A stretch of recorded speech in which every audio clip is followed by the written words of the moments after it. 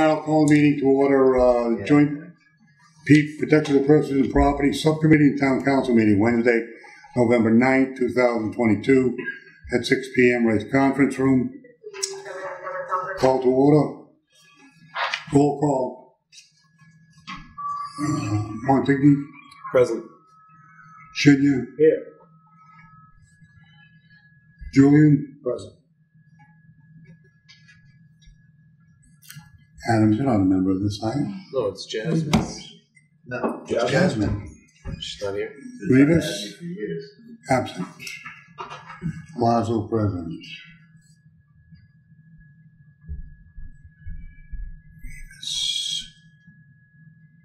Wait for it. Present. Welcome, Jasmine. There are no minutes to be accepted. I don't see them in the packet, so we're going to move on to agenda number 4. Review, discuss the appointment of Robert A. Grenowitz. Good luck with that name. Of Oxford as a full-time firefighter for the town of Southbridge, effective immediately upon successful completion of all medical and physical testing, including passing state physical assessment test, background checks, and state ethics training. Entertain a motion to vote to recommend the town council for full confirmation. So moved. We have a motion by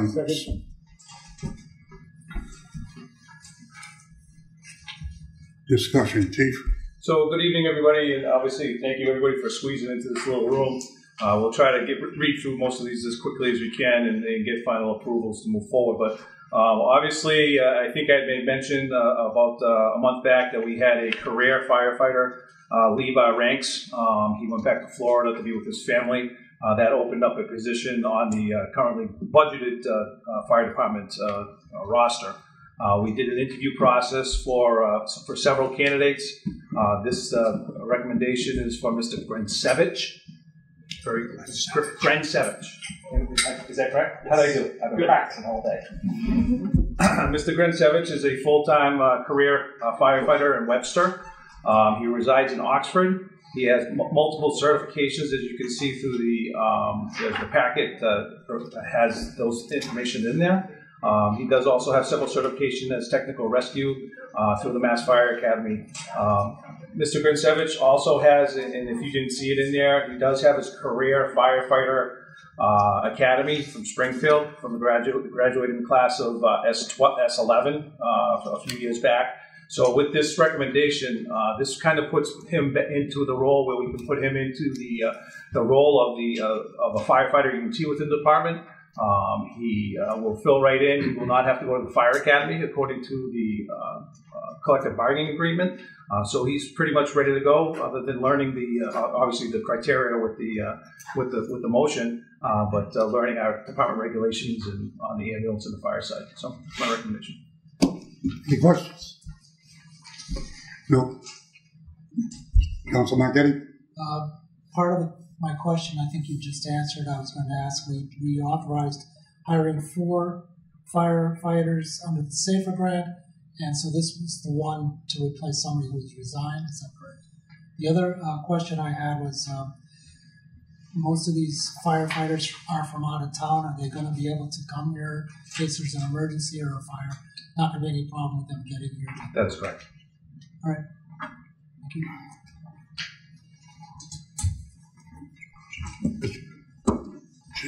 Citizen Junior.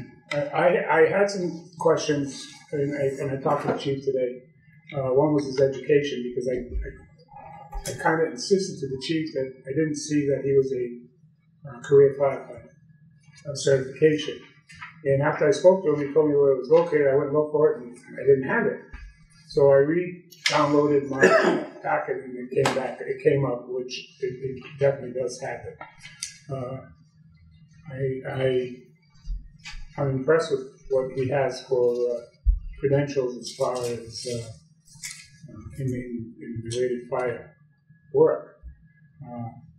I guess the only question that I really have, and I'm sure it's an oversight, is under his application, the last page of the application, which is applicant certification and agreement, it's not signed.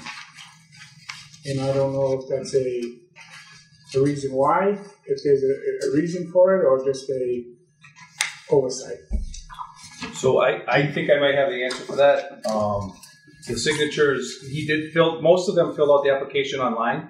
Yep. So you have to print it, sign it, and then send it back as an attachment. A lot of the candidates that we've interviewed lately just send back the application without a signature, right off the website. Okay, but since that last page is kind of an important page, are we going to see that signature is acquired on that application? Yes. Because I know some of the other applications do have the signature. Right. Okay. It's probably more of an oversight, but that's the reasoning behind it also. The other thing I spoke to the chief about while I had him on discussion was, and this involved all the individuals, and some of the guys know even how I feel, is the residency type thing. And we had a little discussion about that. I looked in the contract, and it's definitely a 15-mile town line to town line, and not station to station or station to home. I spoke to him about my concerns about recall, and he assured me that these gentlemen would recall when their availability is able to have it. Then the other discussion I had with the chief was kind of a liability issue. In Massachusetts, firefighters come under the heart and lung law and cancer bill. And that's kind of been I'm not going to say a thorn in my side, but I'm well aware of it because I have multiple myeloma cancer, and I feel that my cancer was job-related. But who assumes the liability of the individual? Should it be the town or a part-time employment that he might have somewhere? But I think we came under the agreement that, you know what, that's really a retirement board issue. And if the retirement board issue is concerned about that matter, that it's up to them to do the fight, because we don't, we provide the funding for retirement, but we don't provide the rules and regulations that is done by the state, and it'd be a battle. So having that, it's kind of answered all the questions for all the candidates. In this particular candidate, I think it'll be a good fit for the community. The other thing I like to address that Councillor Marchetti spoke about, and I remember this position is a funded position already. So he's just stepping in where one of the firefighters moved on to a different state. So the funding is there. The other 4 positions, I heard him say they were safer grant positions. I really want people to understand it's not safer grant positions. When the chief made the request for this funds, and I remember the night, was that he said that he was applying for safer grants, but there was no grant guarantee, and that the guarantee was he wasn't 100% sure we would even get the grant because of we didn't follow the stringent guidelines of the grant. The grant people, if I understood it right, was they wanted more firefighters hired, not the 4 that we had. And that we lose the grants in the past because we didn't meet that. We didn't follow the whole guideline to the 100% rules that they go by, and that was the criteria of having more than 4.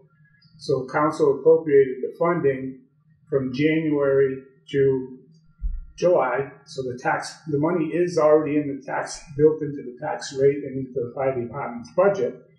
And if I recall, and the chief can ask,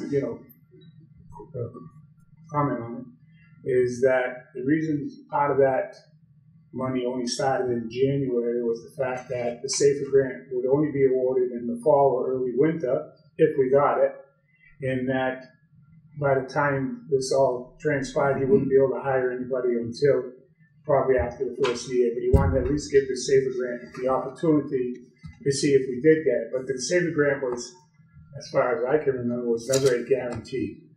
So I'll leave that up to the chief. But other than that, I believe this candidate would be a good fit. Any further discussion? Well, Not kidding. just Is he correct? Am I being corrected here that it's not safe for He grant? is 100% correct. Oh, okay. I mean, I stand corrected. I thought it was safe. Mr. Chairman, I just give you a quick update on the SAFER grant, if that would help out with, obviously it's not going to help with the decision, but the funding piece of it. Within the last 2 months, there's been probably a dozen releases of SAFER grant funds to departments across the country. There have been a few here in Massachusetts, small ones, very large ones. I don't foresee, it hasn't been a release. Did you check this week? They're done sending money. Yeah. They're done sending money out, so I think 2 weeks ago was probably the last time they did it. So the option of getting the funding for the SAFER grant is not available this year. And George is correct in regards to this was taxation money from budgeted this year from January to July. Julian? So it's only budgeted from January to July. Right now, that's right. That's the 22-23 budget, correct? Or 23 budget, I don't know how. 23. 23 budget. So in March, April, we'll be talking budget for 24. Right. And that would be part of the fire department's budget when it doesn't go away, per se. It becomes part of your budget as it is now. Correct. Currently, we're staffed and budgeted for 27 full-time employees. These 4 employees will come on, will be at 31 as we keep moving forward. Taxation money. Councilor Rivas? I know that we talked a little bit earlier about Deputy Hewlett presenting about sort of like the process. So I don't know if this question will be more appropriate later on, but I just have an overall question about because our community obviously is a very diverse community, and some of our surrounding communities are not as diverse, sort of questions around hiring and questions relating to cultural competency of staff that are coming into our community. So I didn't know if that's something that's part of that. Can I delay that response? The deputy will go into the process for the next 4. And part of the interview process was cultural diversity questions. So, Perfect. But we'll delay that and we'll go on to that next with the next 4. Yeah, I wasn't sure. Let's keep the discussion if we could. I mean, I think maybe that's a discussion for another day. You know, another situation before the hiring. But the agenda is strictly to confirm this gentleman, send him up to the council. Any further discussion on this gentleman? Is it on this gentleman? Yes, physicals. So physical, as soon as we get the final appointments from the town council for all 5 of them, now we can start scheduling physicals, PAT. Does he have to take a TAT or has he already done it? He's got to take He's PAT got to first. do that. Okay. Any other discussion on this gentleman? If not, all in favor? Opposed? Unanimous vote present. Moving on to 5, review and discuss the appointment of Jacob A. McDonald of Southbridge as a full-time firefighter for the town of Southbridge effective January 1, 2023 upon successful completion of medical and physical testing, including passing state physical assessment test, background checks, and state ethics training. Entertain a motion to vote to recommend to council for confirmation. So moved. Wait a second. Second. Second by Mr. Shinya.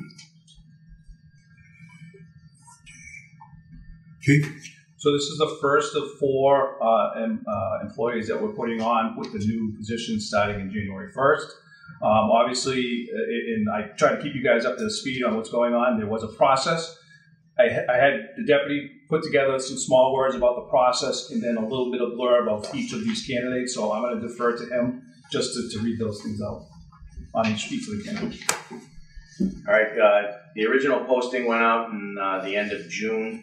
We had our application review period starting in September of this year. We received about 40 applications. We scheduled 24 for peer interviews on September 28th, which comprised of a committee of myself, Lieutenant Kalani, Lieutenant Peck, Firefighter Edwards, and Firefighter Morton. We physically interviewed 22 candidates, and there were 2 no-shows. Based on those scores, we moved 16 people through skills evaluations, which is both fire and EMS skills based.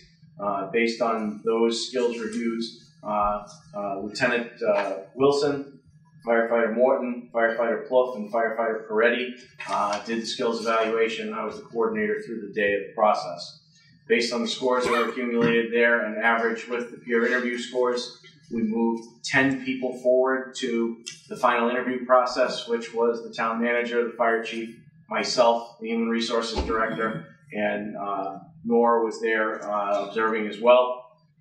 And these candidates are based off of the final process through all three situations. Mr. McDonald holds Firefighter 1-2 through Call Ball program. He is currently in paramedic school at the Quinn Sigmund Community College. He has been doing some urban-based 911 experience at the basic level, and he has prior trade experience, including welding, auto technology, and Southbridge resident. One of the things that we were most impressed with through this process is that many of you know that he would be a third-generation firefighter in Southbridge, and that fact never came up in any of his discussion. Any discussion? I'd like to bring up a quick point. Just throughout these four positions without the money from the state or the feds, will this alleviate some of the overtime by having more staffing? The reason why I bring this up is I've had this discussion in prior years with other chiefs, and could you enlighten me a little bit on what's the impact, if any, at all? So as you very well know, we go through overtime pretty quickly, but having this, we'll say, seventh person in the station makes our overtime go down slightly. I can't put a number to it. Obviously, the amount of mutual aid, we will stop doing those mutual aids with this seventh person because we'll get that third ambulance out. Recalls, first alarms, those things I can't guarantee that those are not going to happen, so we're still going to have mutual aid. I think the important thing to remember is that as we push forward on the other side, I know your direct question was about overtime. I think the revenue piece is probably the piece that's kind of important too with all of this. I do have handouts. What's that? I'll give all the counselors and people on the committee one, because obviously this will come up. John,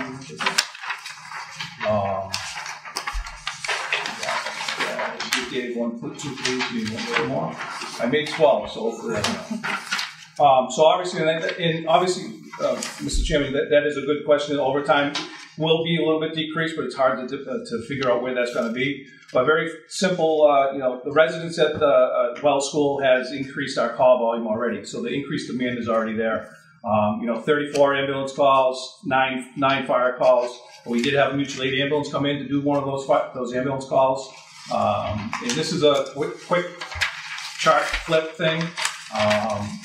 And again, it's increased demands. 34 times we sent in 6 months. We did calls in that facility, just that facility alone. 26 transports and 8 others on the EMS side. What that tiles down to, the revenue page. Billing, currently, right now, 26 EMS transports have been transported, patients were transported to area hospitals. Right now, we've billed out $52,000 in 6 months with those transports. But currently, as of 11/8/2022, we've only collected $9,249. Rough estimates, if the call volume continues to move forward, it's going to be around $30,000 to $50,000. I know those numbers look a little weird. I'm saying we billed out $52,000. Don't forget, we only get a very small amount for Medicare and Medicaid. That's a contractual rate. We cannot challenge that whatsoever. So ultimately, everybody gets a bill first off when you use it. But if you're a Medicaid patient, it gets cut down to, I hate to say it, a couple $100 for taking it to the hospital. What else we know right now? Obviously, town growth. And these are new numbers in projects that you already know about. Southbridge Mill Innovation Campus opening, 5 to 15 K Street, 48 new apartments. Obviously, the spacious 1-2 bedroom floor plans, 40B low-income housing units. They're opening in January 1st. This is almost the same type of situation with the Wells building. We're going to get calls. The Wells building already has numbers to it in dollar signs, so we're going to bring in a little bit more revenue. from that building, and then the 5 to 15 K Street. And then again, in the future, in the next couple of years, we're going to be talking 25 K Street with 127 new apartments. So our population is going to go up, and when the population goes up, we do more call volume. So that's kind of, I hope that answers the overtime. I think we will decrease a little bit of the overtime. My line of questioning was more on the financial side, so the councilors can understand financially, because we had a tug of war whether to go for the 4 without the funding. And then some councilors, some supported it, some didn't. But at this point here, we're at a crossroad where I'd like to hear more of the financial side that would convince me to say, well, we can, if the overtime is going to come down, however much it comes down, it works in favor of putting these guys on. So I am going to support the 4 guys. I think we, with the growth is fine, but the income, I know the ambulance, does have a revenue stream, and I know that, we're always tapping into overtime. But again, the big concern was when the bell rings, can they answer the call from where they live? And that's always been a concern of the towns. But yeah, nice handout. Any other questions? Mr. Shinya? I think I'm more optimistic than the chief. I feel that adding the additional personnel is going to cut down on the overtime. Having the ability to spend the amount of time that I do there, I go there often. The department is staffed sometimes a lot with just 4 guys. The ambulance goes out and there's 2 guys. And there's 2 guys that left out of is the command staff that's there. The lieutenant, captain. They start off a shift with 5 or 6. Vacation, schooling, any of those kind of things that lead it down. So I truly believe that having that 7th guy is going to save, maybe not a whole lot of overtime money, but I think it'll reflect it more towards the end of the year when it happens, as with the money that's generated. I didn't realize the money generation with wells in A Street. And just looking at those figures, I fully understand that Medicare and a lot of these figures, we're not going to get the complete $52,000. But at least it's helping offset some of the cost that's added with these 4 individuals that are becoming on. And we won't see that for the first year or so, because they're going to end up going, full-time academy. But I truly believe that it's going to alleviate overtime. And I think a big, also, that's not even talked about in here, is the potential burnout. You got these guys doing 15, 16, 18, 22 calls a day, and it's the same people doing it day in and day out. So having that 7th person, you're going to be able to have a rotation within the shift to give a break to that guy that takes it all the time, that's stuck on it all the time. And I think it'll alleviate some burnout. I'm not going to say it's sick leave abuse, because personally I don't see no sick leave abuse, but I see guys being affected with the burnout of the call volume. When I was there, if we got one call at night, it was like we were pissed off that we got sent out at night. These guys are doing this all night long. So I think having that 7th guy is going to help them mentally and be better at their job. Council Adams? Thank you, Mr. Chair, through you. Don't mean to deviate off of the agenda item itself. But what I'm noticing on the numbers that you provide is that I'm in support of the extra individuals, no doubt about that. We talked about that back in 2018 when we first brought forward the Safer Grant, even though there were people opposed to it.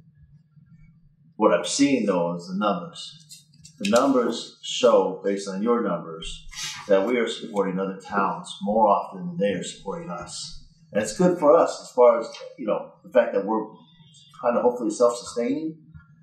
But are you seeing anything from the other local towns of increase of firefighters? Are they increasing based on their population? Yes, I have, through the chair. And I don't mean to go off that. No. It's a good question. I do believe Sturbridge is putting on staff.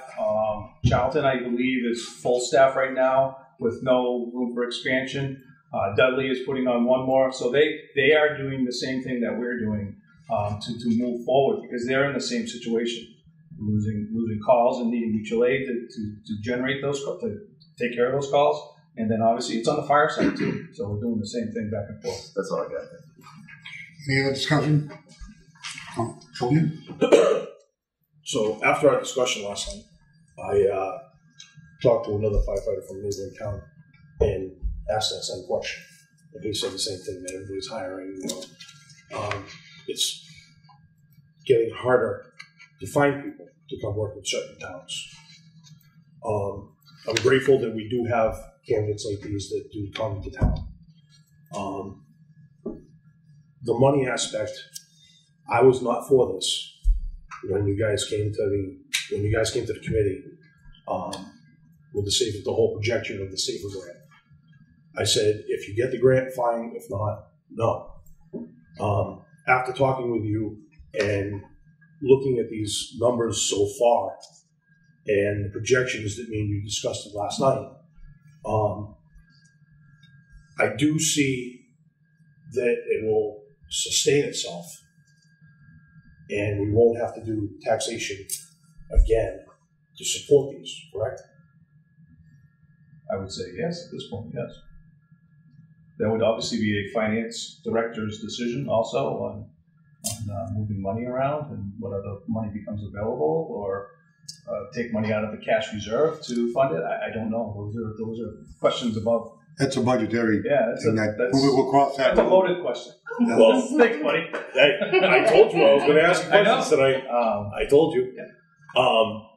So I do see the need, and I'm actually going to change my mind, and I am going to support these guys. That's all I got. Anybody else? Is that a question? Jasmine? And I'm grateful for the handouts and seeing the demand, and just thinking of Mr. Chenier's question about burnout and taking care of staff.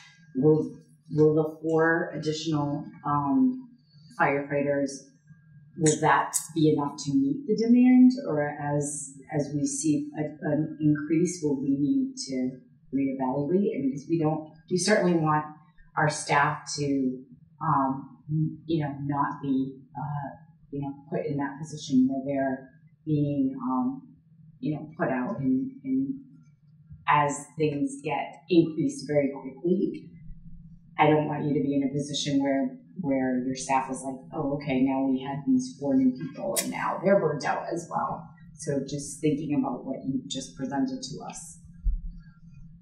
Quick answer. Go ahead, Chief. You got a lot of guys hearing what you're saying right now. They're loving it because they're like, yeah, they're burnt out. They're going to get burnt out.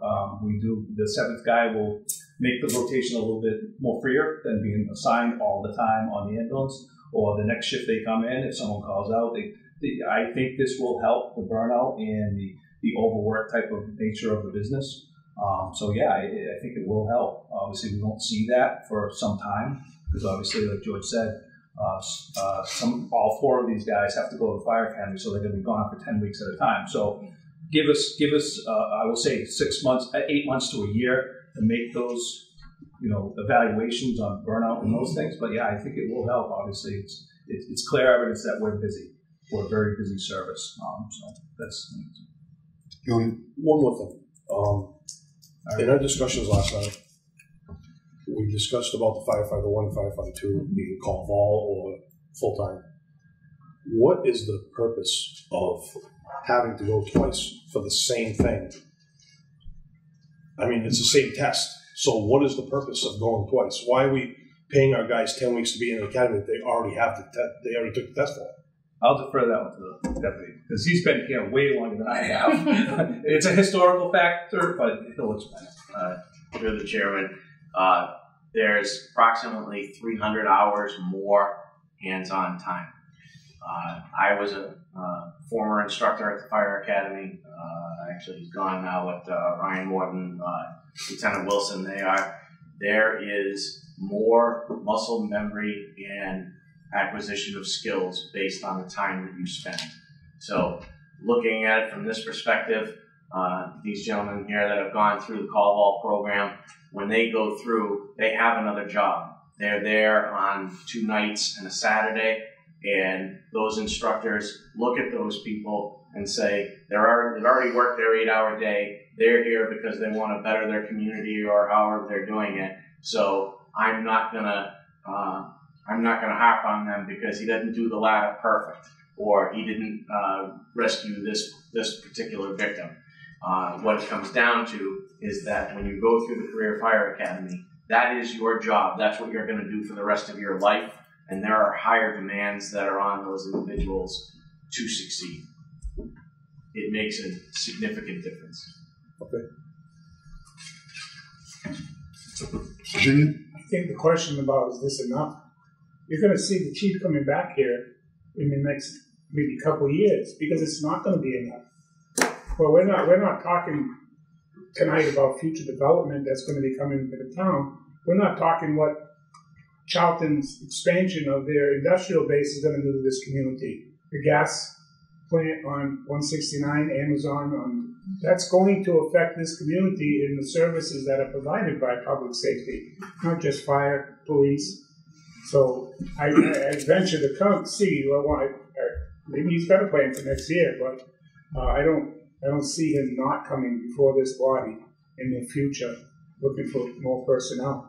I let some of the discussion go off of the agenda item for one reason. Everybody had a different idea coming into this meeting tonight about the four positions. Nobody's questioning your credentials, guys. The 4 positions, what everybody has to understand is it's a financial balancing act by the council to turn around and say, what's the priority? In about a half an hour, we're going to have the police chief sitting here telling us that he's the MVP and his department needs more men. It's our job to put a balance together for public service for the town of Southbridge where we meet all ends. This is a big jump for the Southbridge Fire Department to put 4 guys on one time, no safer grant, and a McDonald on the crew. That's like unbelievable. That is unbelievable.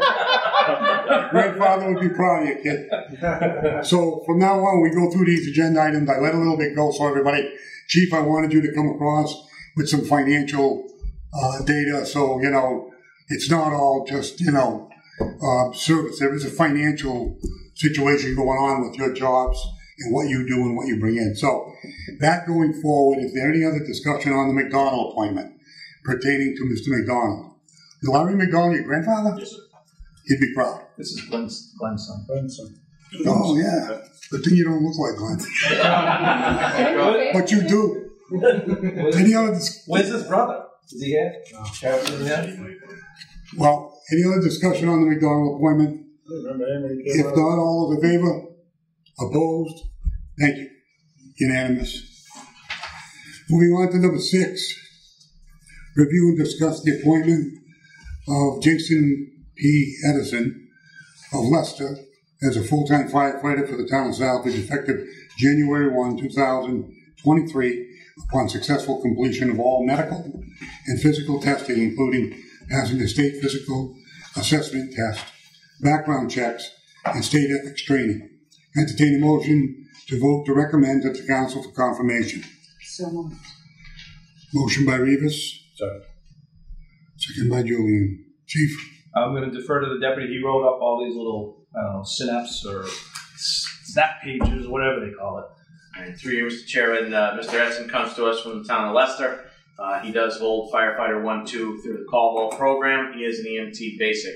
He is also currently in medic school, just recently started, and he has prior trade experience.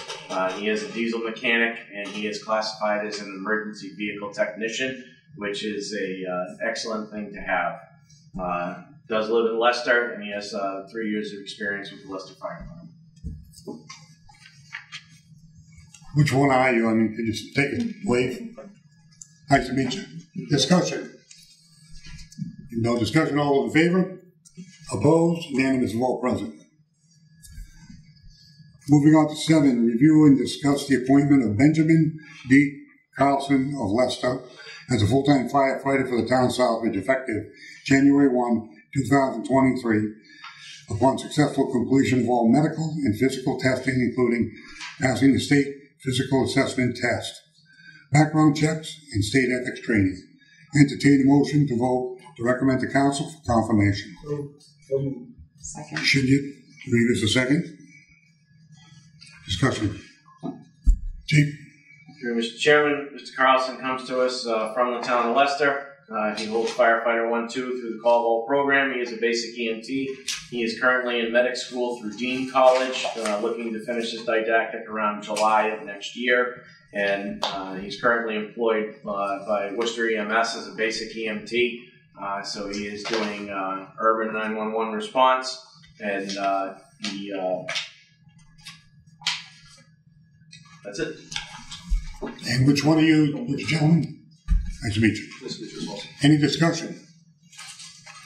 Mr. Kenya? Chief, I see that he is enrolled into a paramedic course. Are you going to allow him to continue that course as an employee? Yes, we've been supporting that for many years. Would you like to make a speech? No. You don't look the type. Any further discussion? All those in favor? Opposed? Unanimous. Moving on to number 8.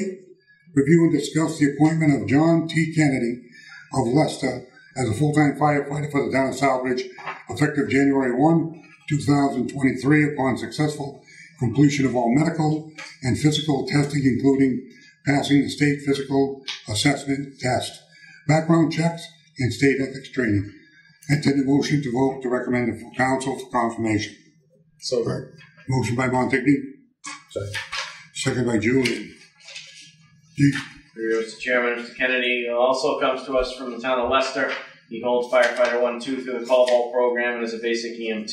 He is not currently in medic school. He works with the Leicester Fire Department and also with the Stowe Fire Department. Past trade experience, he is an electrician. He also holds hoisting certifications. Discussion. And which one are you? There you go. The talkative one, I like that. Any other discussion? If not, no further discussion. All those in favor? Opposed? Unanimous of all present? Congratulations, gentlemen. We're going to see you up at the council chamber. That is going to be the 21st, right? What's that? 21st? should next. Yes. Council meeting? Dan? Yep. The big boss is I here. forgot. I didn't see The him. little boss is here. I'm the little one. You're not really. Okay. Moving on to Yeah, that's the first time. agenda item number 9. Review and discuss the appointment.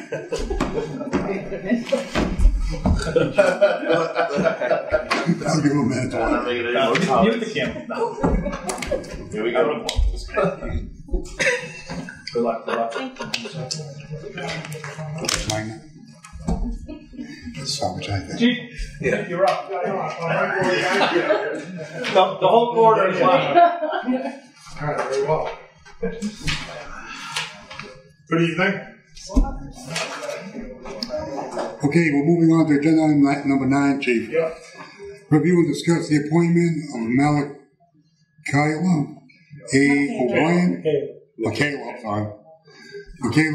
O'Brien as a permanent full-time police officer for the town of Southbridge, effective immediately upon successful completion of all medical and physical testing as required by the Human Resources Civil Service, graduation from the Police Academy, and the State Ethics Training. Entertain a motion to vote to recommend to council for confirmation. Do I have a motion? So moved. Second. Motion by Montigny, second by Shinya. Chief? So, good evening again. Through you, Mr. Chair. Both these positions are budgeted existing positions. They're not new. Both candidates completed the civil service test in the spring. We now offer the test the civil service every spring. Both are a banded group of candidates that we looked at. 15 candidates we got from the state, from the Division of Standards. We interviewed 12 out of the 15. 3 of them had no business even taking a police test. They couldn't carry a gun. They're not eligible. So out of the 12 candidates that we interviewed, we gave the first round of physical abilities testing, run, push-ups, sit-ups. These 2 completed the entire process, including the background phase. So now moving on to the next event. The next event will be the Police Academy PAT, which is the exact same thing that we did. The next available academy is going to be at least January right now because the state, everything, it is what it is. As far as the candidate, Miss O'Brien, who sits here tonight before us, she split time, and I'll say as a kid, because she's a lot younger than me, but when she was a kid, between Southbridge and Sturbridge, her mom lived in one community, her dad lived in the other community, so she's local. She was with the United States Army. She worked for 3 years as a public safety officer at a local hospital. She was in an Explorer program in a neighboring community, and I highly recommend her for the position of police recruit. Discussion. Council Marquetti? Maybe you can refresh my memory. When we voted at budget time, we voted to add one additional police hire to bring your staff to 40. Was the second police hire, is that something that you said you could get incorporated into your budget without raising? Is that what it was? And if I could, through you, Mr. Chair, we voted to go from 38 full-time to 39, and that was budgeted. And then we agreed on a 40th authorized, but I might have to come forward for more funding. This here only puts us at the 39 budget. Oh. So we wouldn't be at the 40 yet. Something at the time? No, out of the band of candidates that were interviewing, or we went through the process, these were the only 2 candidates that qualified. So we would have hired 3 this time around, but we only had 2 eligible candidates on the list. Thank you. Any further discussion? Another list coming out, Chief? Through you, Mr. Chair, in March there'll be another exam, and we'll start over fresh with a new list. Any further discussion? None? All in favor? Opposed? Unanimous of all present.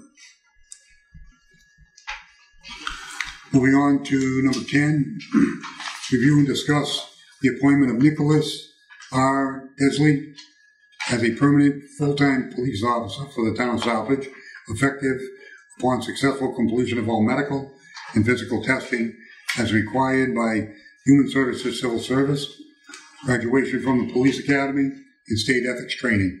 Entertain a motion to vote to recommend to council for confirmation. So moved. Motion by Montague. Second. Seconded by Julian. Chief? Through you, Mr. Chair, Mr. Disley, who's also here tonight. He's a Southbridge resident. He has a bachelor's degree in criminal justice. He's a public safety officer at our local hospital. He's also a public safety officer at St. V's in Worcester. He was an intern at the East Bridgewater Police Department when he was in college out of Bridgewater State. He's also had some security experience. This would be his first entry-level position as a police officer, to be a career police officer, and I highly recommend it. Discussion. He has the same smile as George Provost. Let's hope he's a little bit. What did we tell you about that? Too young to understand. We'll talk later on that one. Yeah. No further discussion. All those in favor? Opposed? Unanimous of all present. Thank you very much. We'll see you at the council chamber. No speeches tonight. I'll talk. I got some other stuff. So Moving on to number 11. Review and discuss the new state plan of operations. Addendum from the Law Enforcement Support Office program. Entertain a motion to vote to recommend the town council to authorize the chief of police to sign the new SPO. For a motion. Make a motion. Second. Seconded by Julian. Motion by Shania. Chief? through you, Mr. Chair, I certainly, don't want to get too political with this, but I'll give it kind of the Reader's Digest version. This used to be called the 1033 program. We had it for years and years and years. It funds our police department with weapons systems. I'm not going to get into all those weapons systems. But with the way that things are in this community now, they are needed, urgently needed. They're very expensive. We don't ask for anything that we don't need. There are departments that ask for things you wouldn't even believe. Tanks, grenade launchers, things like that. And that's how cops in the country get themselves in trouble. Not Southbridge, very large police departments throughout the country. Depending on who the President of the United States is, it was removed under Obama. It was added back immediately by Trump. It was now tweaked by President Biden. Luckily, he didn't remove it. So he just has some other requirements where the governing body has to approve every year. And I can tell you what we have. Well, I'll kind of go around what we have in our possession now, just because I have to come back here and get this renewed every year by our elected bodies. Personally, I think it's a great idea. There's a little bit more transparency, so you know that we're not buying things we don't need. So, and again, originally we wouldn't get into everything that we have, but this is basically rifle systems for cruisers, for men and women that are on patrol in case, God forbid, we have things like an active shooter at school, you have to take a long distance shot.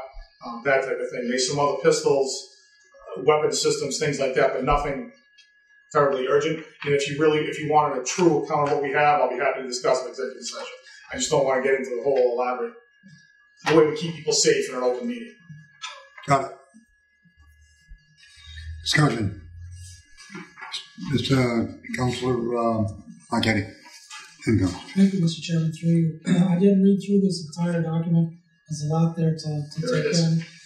A lot of things that I question whether we really need or not, but you've already sort of answered that. I mean, a manned aircraft, I can't see you guys getting an airplane to fly around.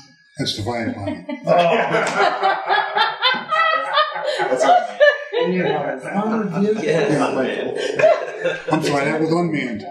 tactical vehicles, command and control vehicles, what, Desert Storm or something? No, and what I will say, Councilman Marquette, it's a very good question, but unfortunately some police departments can't get out of their own way, and they order things like that when they don't need them, but we do have a Humvee.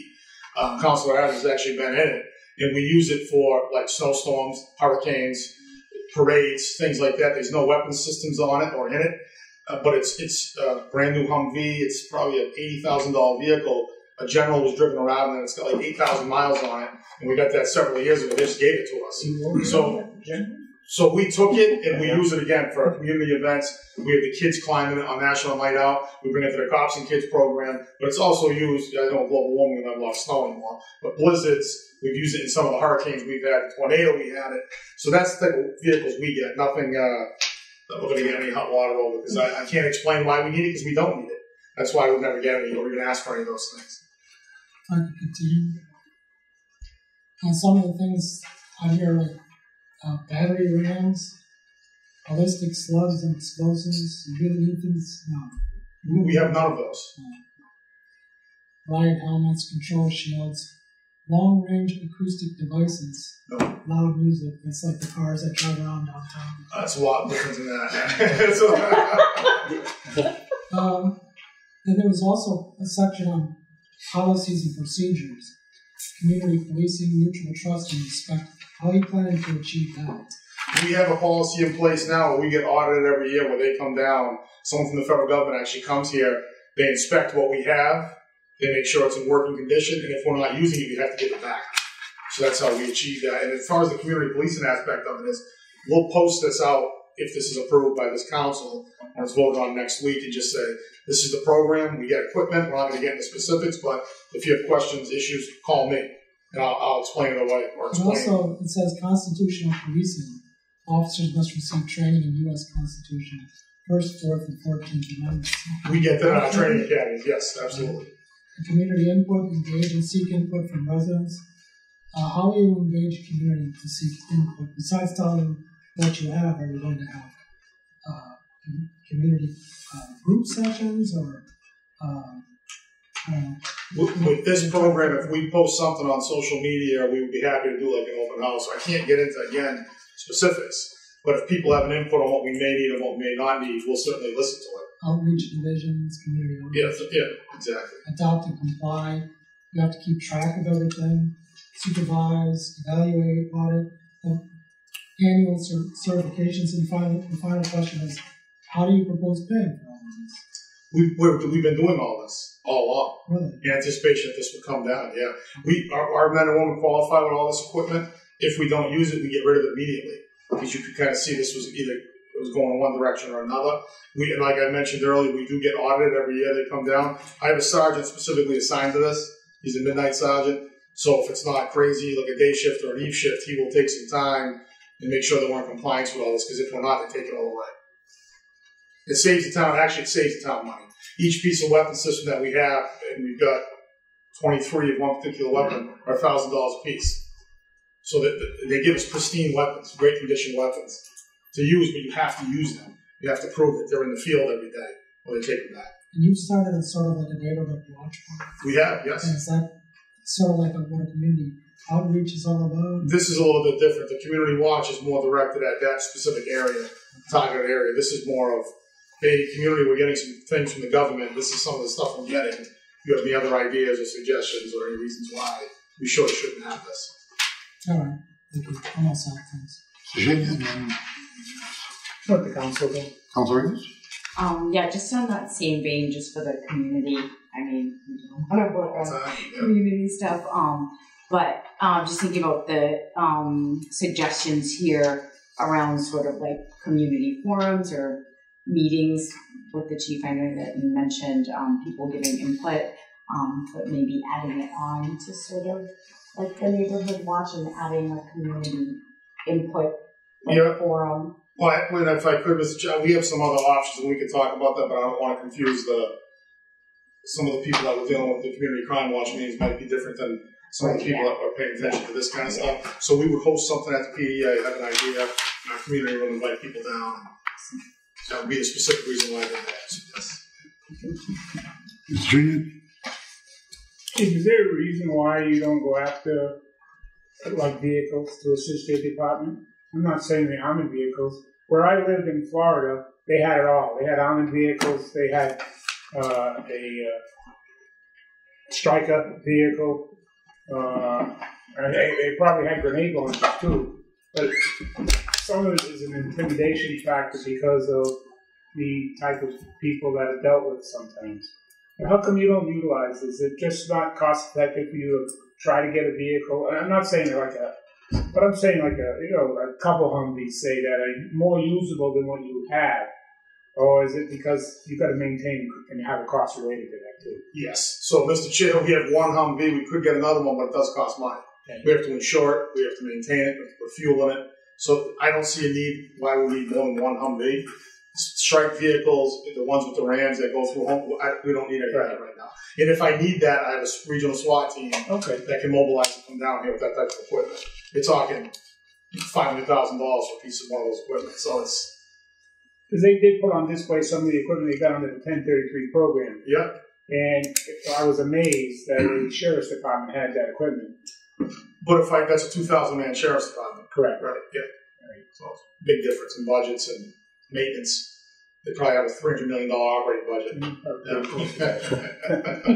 Any further questions on this agenda item? Mr. Julian, make it short, please. Guys are killing me. Wow. Getting back to the community policing, back when I used to work for you, we used to have walk beats. We still do. You still do? I believe there was 6 of them that we had. 6 different ones. 1, 2, 3, 4, 5. We have beats every day. So you still have them walking on those beats? If it's possible, we have them every single day. Okay. If possible. But we've had a lot of incidents lately. And I understand. So, I understand. Especially one, Mr. Chair, not to go off the path here, but in the spring, summer, absolutely. As it gets colder, maybe not much of a need to dedicate that kind of asset when it's 25 out and snowing, but usually, yes, we will have beats in the wall. I understand. Stay on me about that, too.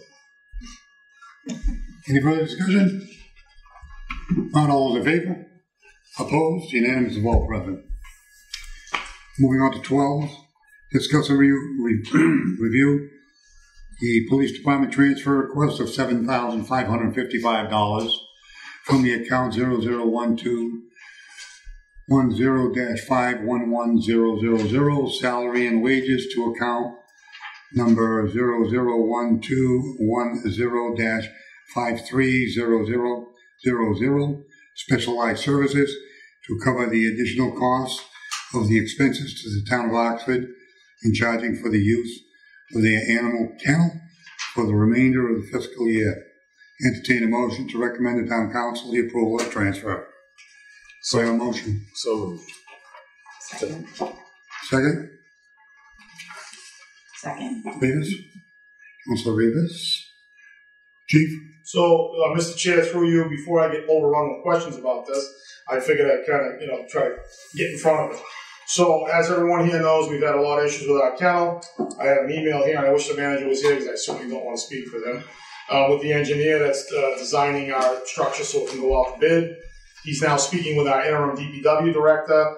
Our DPW director, Mr. Jackson, has all the files that are needed. Upon his review, it'll be ready to be put out to bid.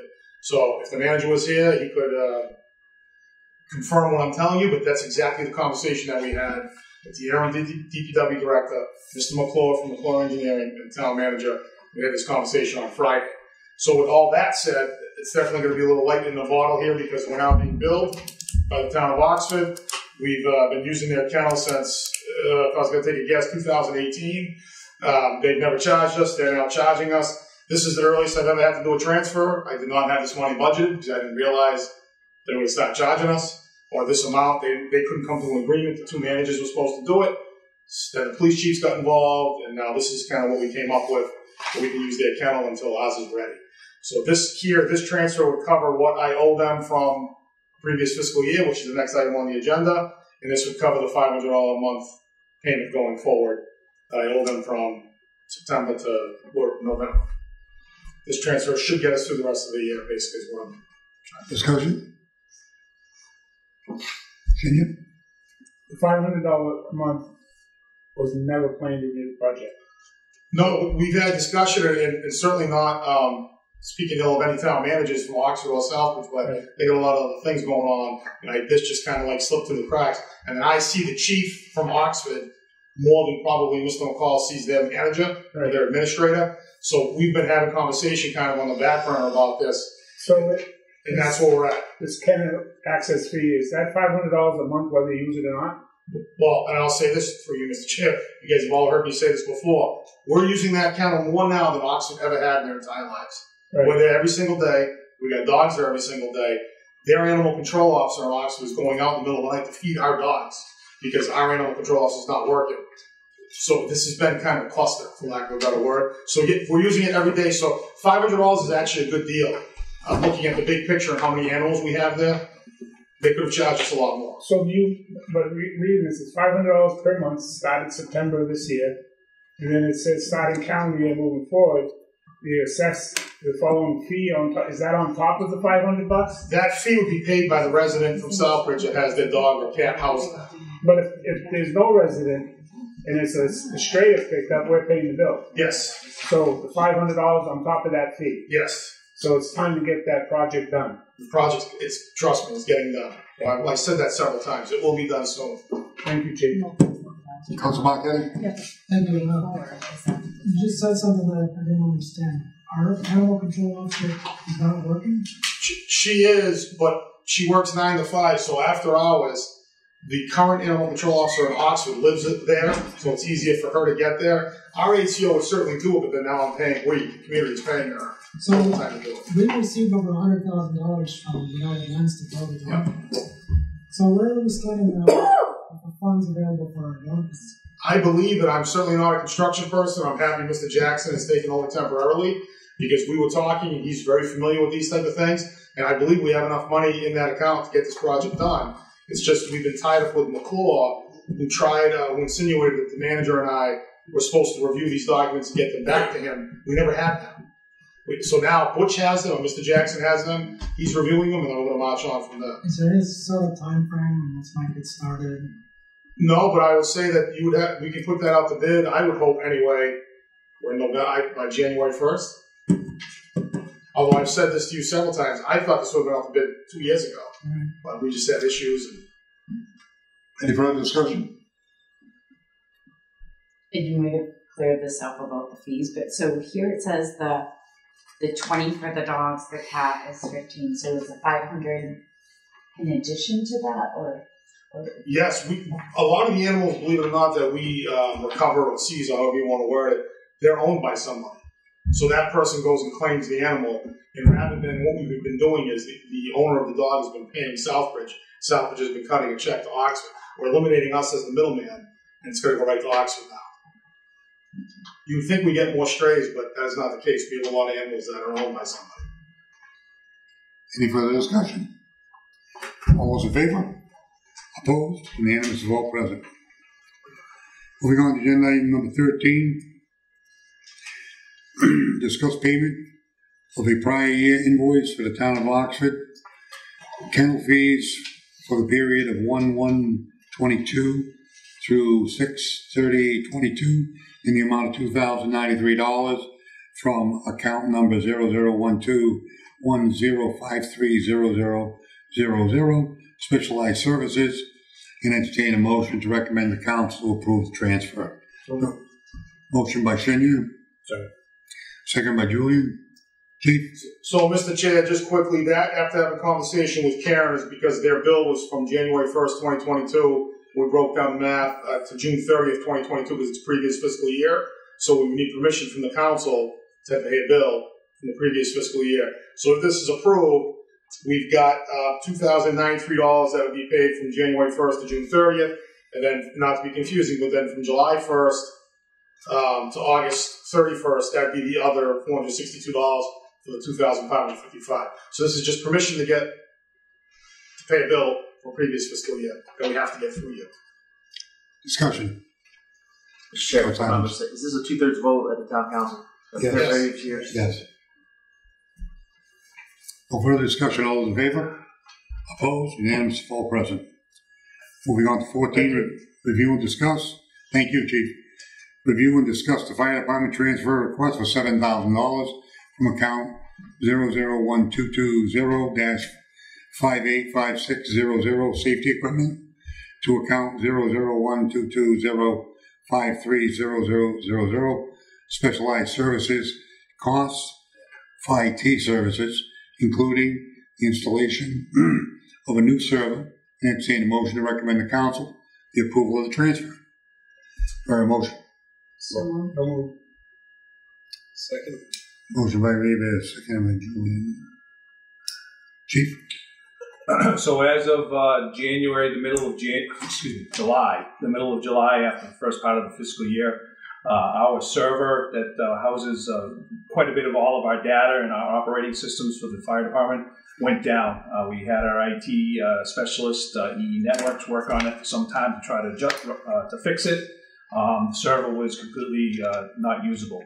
At that time, probably closer to the end of July, beginning of August, I approached Mr. McCall, the town manager, to discuss, let's replace the server. He approved me to move forward with purchasing the server. So again, this was an unknown cost to us. It was an emergency repair because obviously we need our data to continue to do calls, and our AmbiPro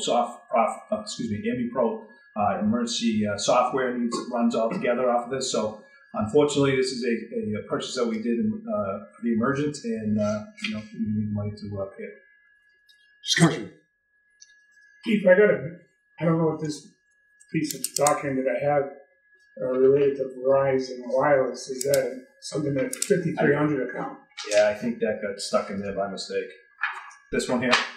Yes. Yeah, that shouldn't even be in there. Okay. Any further discussion? If not, all those in favor? Opposed? Unanimous of all present. Moving on to number 15, right? Review and discuss the fire department transfer request of $2,500 from the account 001-220-585600 safety equipment to the account 001-220-542200 data processing supplies to cover the cost for the required equipment of the new server and associated equipment, and entertain a motion to recommend to council for the approval. So moved. Motion by Shinya, second by Rivas. Chief? So again, this is the second piece of the server repair, potential of the repair of the old server, and the cost of setting up and installing the server, making everything work for us. This is actually the IT work bill, so we did not foresee that amount couldn't foresee that amount at all. So this is just to cover the cost of the repairs. Discussion? No further discussion. All those in favor? Opposed? Unanimous of all present. 16, review and discuss the fire department transfer request for $1,450 from account 001-220-585600 safety equipment to account 001-220-524200 data processing to cover the additional costs for data processing annual agreements with Central Square, Tritech, and the locality media first due, and entertain a motion to recommend to council for approval of the transfer. Motion by Julian. Second. Seconded by Montague. Chief? So this is, I'll take the hit on this one. The Central Square and local media first. We did figure in like a 5% increase for the cost of those products. This is software that runs our department. This account purely is just for that. So Central Square came in higher, and local media came in higher than reported or budgeted. And this just covers the cost of those software packages to continue running. Discussion. Council Montague. Are we taking the money from safety equipment to pay for the servers because it falls under etc.? I'm kidding. That's all. Good one. Any other discussion? I did have a question, but my only question is, we've spent a lot on IT services this year. I know that this is for software, but it's kind of related to the whole thing. Server equipment, software, this is for all IT services. And if we have an annual contract with them, why are we paying any additional cost for servicing the equipment? That's one thing I don't understand. Because the part of through the chair, to answer that question is that when we build our budget, it's no different than any of these other contractual service. We do a percentage increase. Right. And usually I use 5 or 10% depending on what the previous years were historically. Obviously, increases came in a little higher because everybody's trying to make up the money that they've been losing for all these years. So unfortunately, I can foresee a certain amount historically, but when these contracts do come in, or these maintenance agreements come in, they are a bit higher in this case. But the question is, previously this year, we kept getting these hits for IT service, 1,500, 1,000, another 1,000. And what I don't understand is if we have a contract, why are we getting hit with all these other charges? So this particular account is just for software. So the software package, either it's a maintenance package or a software package. What you're talking about is IT services to repair, update, make sure the virus software, all those things. Those we have to pay somebody to upkeep those things. Okay. We don't do that in-house. So we did hire a full-time IT person. Is that something you think that he could handle? Or? That's a great question. We've had 2 meetings with them. Yes. And yes, we're working with that. We had a meeting with the town manager and the police department because our needs are very similar. We have a lot of secure stuff that we can't let out. So the IT director has been in touch with us. We have a plan. He just started 2 weeks ago. Yeah. So he's getting up to speed with town hall and the other stuff. And we will, yes, we talked about data storage, which you see is budgeted, and virus protection software. And the biggest thorn in everybody's side is Microsoft Windows packages, licenses, because those are expensive. So thank you, Mr. Chairman, for letting me go off topic a little bit. I just was kind of curious about that. Good questions. I don't. A little bit off of his thing, but last year's added IT stuff was related to the ransomware too. We had an event that happened that what was not covered by insurance had to be covered by the town. And I don't know if your equipment got damaged and had to be replaced because of that, but last year's expenses were all related. Unusual expenses was related to that. You have a couple of answers in there that kind of to answer your question is that most of the IT equipment didn't get damaged. We lost all of our data and all of our information. It took multiple months to get back that data, along with IT work that had to be continuous because now we had to build our system bigger and better so nobody could get in again. So yes. Any other discussion? If not, all in favor? Opposed? Unanimous vote present. Number 17, vote to discuss the fire department transfer of $11,500 from account 001-220-511-000 salaries to account 001-220-534600 recruitment to cover costs for the medical and psychological exams as part of the recruitment process for the remainder of the for the FY23, and entertain a motion to recommend to council the approval of the transfer. So moved. Second. Discussion, Chief. This is a new account for us. Obviously, with all of the monies that the town on the town side through the town manager's office, Karen has worked out a new deal. Is that basically with the amount of recruitment that the town side has been doing, those funds are low. So from moving forward, we set up this account in my department to fund our firefighters' physicals, psychological tests, and PAT. So we'll be paying these right out of my account instead of going through the town stuff. Any further discussion on this? Okay. Thank you, Mr. Chairman. Through you, the account number here, I was looking at our budget. This is from Human Resources. So you're correct, because all of this stuff is through Human Resources, obviously. And they're which one? Can I just back up? Which one are you looking at? I just want to. I'm looking at this. 001220-534600. Is that? I thought it was Human Resources. No, that's my account. That is my account. I'm sorry. Because it's no, it's from salary to which is your account. Which is this is a new account for it's probably going to be called Human Resources, to be honest with you. Resources, retention, physicals, and all those things. Yeah. That's all I want to know. Thank you. Any further discussion? Not all those in favor? Opposed? Unanimous of all present. Moving on to 18, review and discuss the fire department's request to declare a surplus for the following items and entertain a motion to recommend to town council for approval. 1953 Jeep, 1971 Chevy Custom 20 pickup truck with custom body, 2050 lengths of 2-inch hose request for use by water department, 1 laptop, 1 server, and 4 desktop towers, hard drives removed.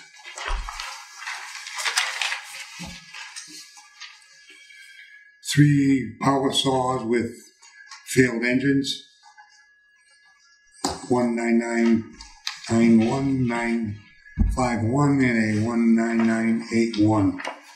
A 5,000 PSI hydraulic rescue tool, hydraulic spreader, hydraulic cutter, hydraulic combo tool with 3 hydraulic rams.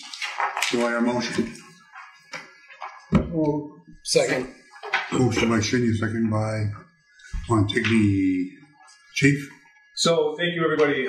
Surplus, I looked up the surplus policy through the regulations, and we've done these before in the past.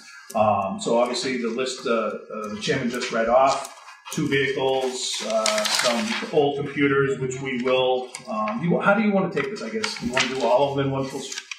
We're declaring them surplus, so I'd rather just vote them all at one time. And I think that the discussion will take place on council floor there's a lot of different ideas on auctioning some of the stuff off, doing it through the blind auction that they have online like DPW. But I wanted to you declare a surplus, send it up to council, let the council manager decide how to dispose of it. Okay. Does anybody have a problem with this being surplus? If not, all those in favor? Opposed? Unanimous of all present. Thank you very much, Chief. Good job, Tom. Chief. You are probably the 100th person to tell me that. Number 19, update on Sacred Heart Church. I'm going to do a quick update.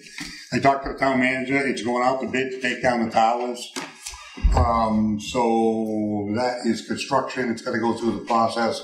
It's in full swing as of now, when they're working on moving it forward to go out the bids. Who's that? Sure. Is that town, or is that this guy that owns the place? The town. Due to the lack of action by Done. the gentleman. Thank you. Mr. Chairman, if you guys can do something soon on that building, the whole building's going to. The thing, the procurement process has to take place in order for us to get involved in it. The only thing I find disappointing on the town side of this thing is that this started June 13th.